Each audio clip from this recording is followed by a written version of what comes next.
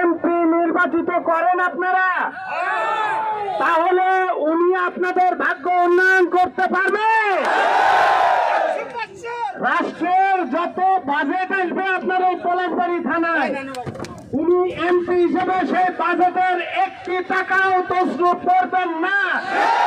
ঠিক আছে, আপনারা অনেক মানুষের সেবা দিয়ে গেছেন, তাই না?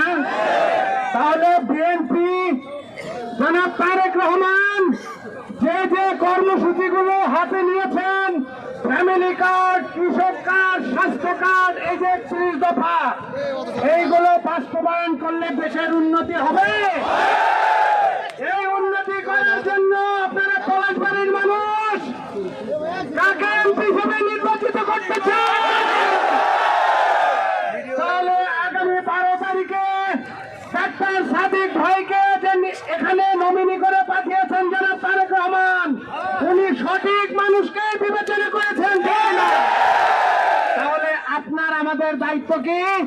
12 তারিখে ধানের শীষে ভোট দিয়ে ওনাকে নির্বাচিত করে জাতীয় সংসদে পাঠানো, এই একটি মাত্র দায়িত্ব এবং কর্তব্য এবং সাদুল্লাপুরের মানুষের ঠিক কিনা ভাইরা?